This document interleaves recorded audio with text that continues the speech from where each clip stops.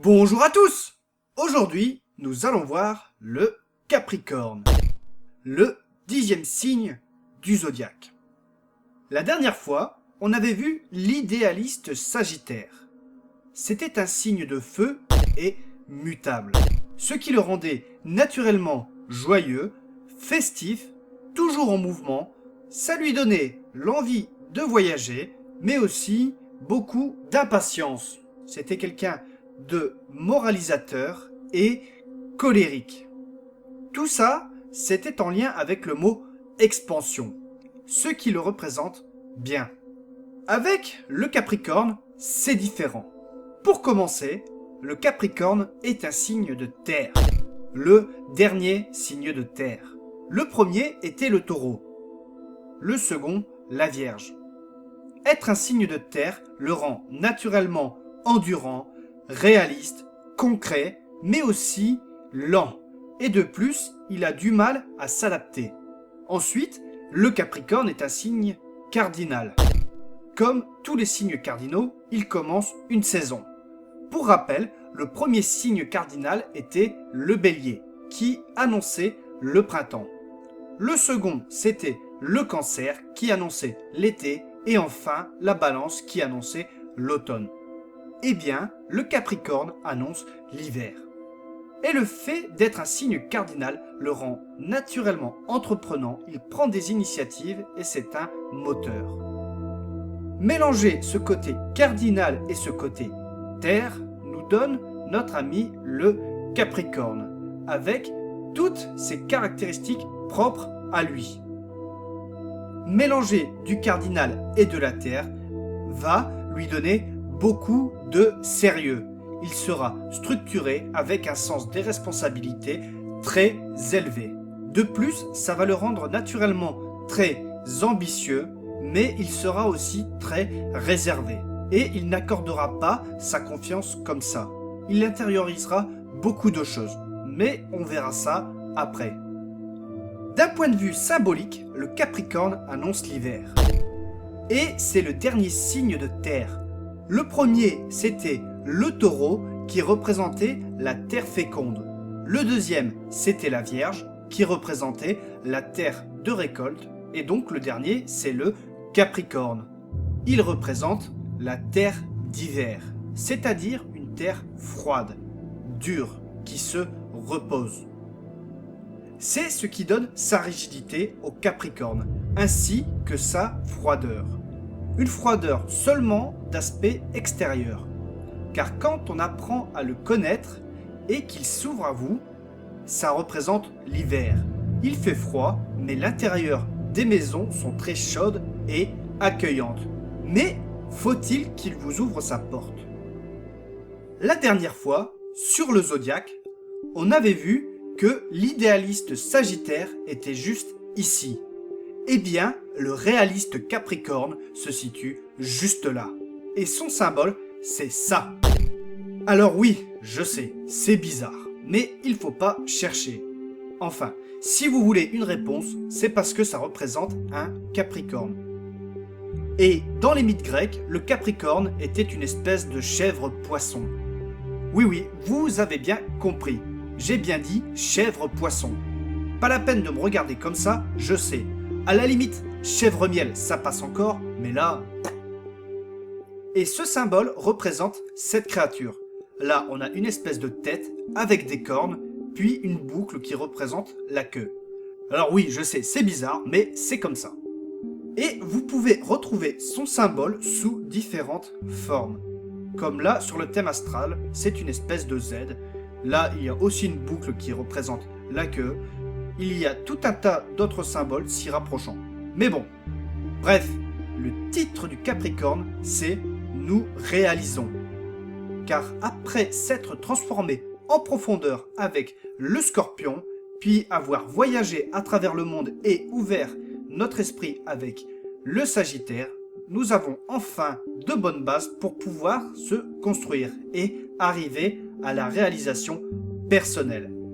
C'est vraiment le signe de la réalisation personnelle.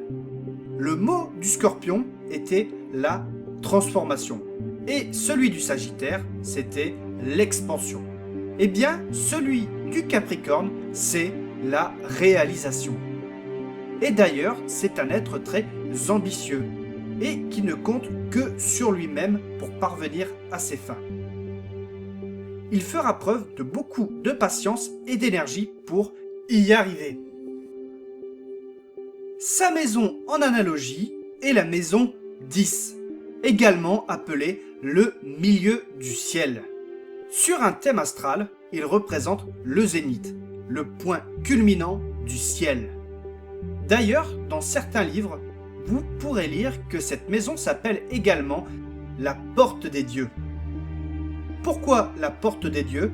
Car la maison 10 est la maison de la réalisation personnelle. Elle est en lien avec la destinée. Comme on vit dans une société occidentale, cette maison représente aussi la carrière et le socio-professionnel. Mais pas que, c'est l'épanouissement au sens large. Dans notre société, ça passe souvent par le travail.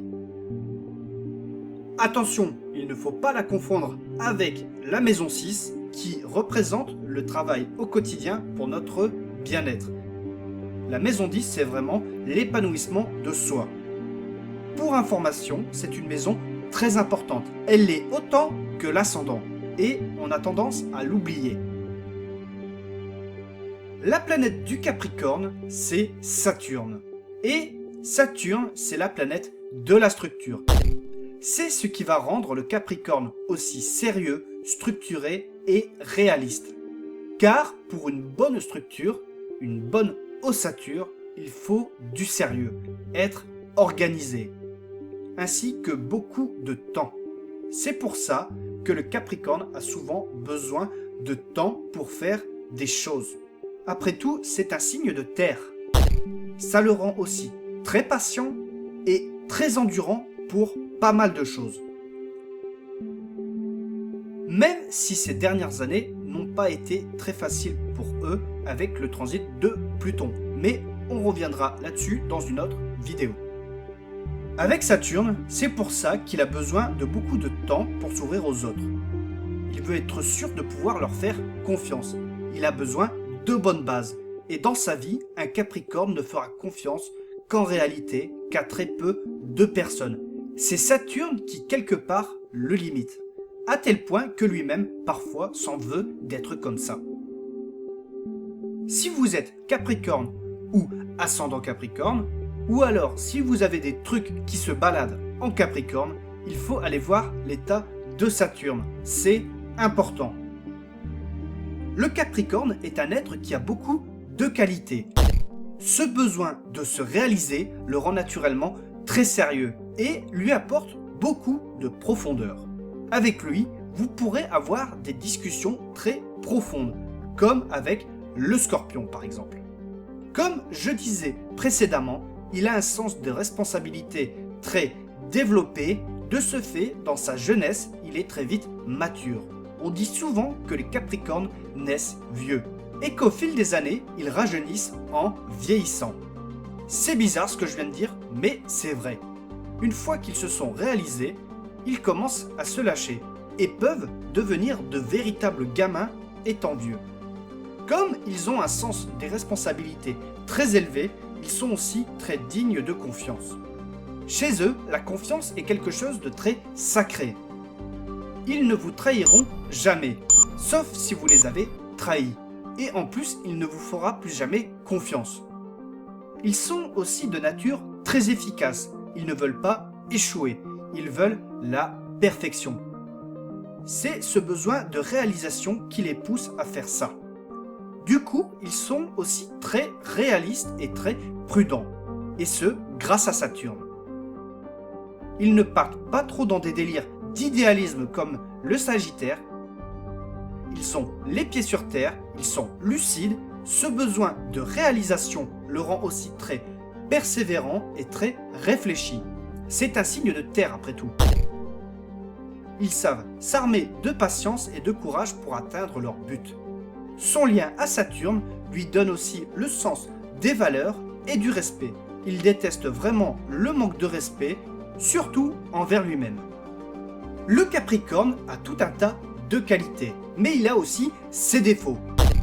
Pour commencer, comme le Capricorne accorde difficilement sa confiance et ne compte que sur lui-même, il a tendance à être solitaire.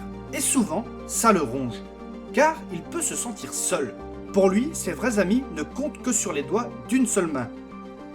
Après tout, les Capricornes restent humains.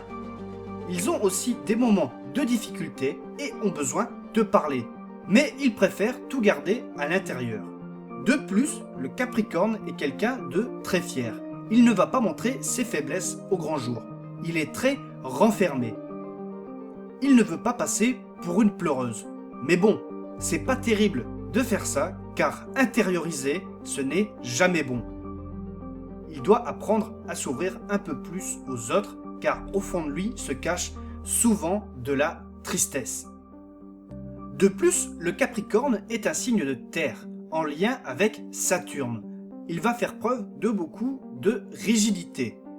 Les choses avec lui sont comme ça et pas autrement. C'est ce qui peut le rendre très sec. Comme c'est un signe cardinal, il sera un bon chef, car il sait s'organiser, il est réfléchi, mais ça reste un chef exigeant, sévère et sec. Mais au moins, les résultats sont là. Il doit juste apprendre à apporter un peu plus de souplesse parfois. Le Capricorne est un signe de terre, il peut avoir du mal à s'adapter dans certaines situations. Il se tournera davantage vers sa propre endurance au lieu d'accepter certaines choses qui lui faciliteraient grandement la vie. Comme il ne compte que sur lui-même et qu'il a besoin de se réaliser, il peut se montrer calculateur, voire carrément machiavélique. Pour lui, la fin justifie les moyens. Et ça, c'est pas cool. Le Capricorne met aussi beaucoup de temps pour s'ouvrir à quelqu'un. Et en amour, ça peut être long. Très long. Tout ça à cause de Saturne. Et parfois, ça peut vraiment être chiant. Mais au moins, une fois qu'il s'ouvre à vous, ce sera super. De plus, c'est un être très fidèle. Mais ne le trahissez jamais, car il ne vous refera plus jamais confiance. Mais vraiment. Avec lui, c'est marche ou crève. Et pour lui, trahir sa confiance, c'est le toucher directement dans son ego. Il se mettra très en colère. Ce sera une colère calme. Elle ne va pas exploser comme avec le Sagittaire. Néanmoins, elle n'en sera pas moins cruelle. Il vous le fera payer sur le temps. Il est très mesquin et calculateur. C'est un signe très rancunier. Et si vous le trahissez, il sera impitoyable. Au moins avec le Sagittaire ou le Bélier, les signes très colériques, eh bien ça pète un coup et après on passe à autre chose. Ils en restent là. Avec le Capricorne, c'est une autre affaire. Il faut qu'ils apprennent à relativiser. On sait déjà qu'ils prennent énormément sur eux, mais zen, tout va bien. D'un point de vue anatomique, le Capricorne régit l'ossature et les articulations. Et oui, ça représente les bases et la structure avec Saturne. Ils ont généralement une très bonne santé car ils ont cette force intérieure, cette patience, cette énergie. Mais toutefois, attention, car ils peuvent se bousiller la santé pour leurs objectifs. Et cela peut se faire ressentir par des douleurs articulaires. Sur le point physique, on reconnaît le Capricorne car ils sont généralement très fins. Ils ont une ossature très fine, un regard profond, un aspect sérieux, parfois même une impression de sévérité. Je vous laisse juger par vous-même.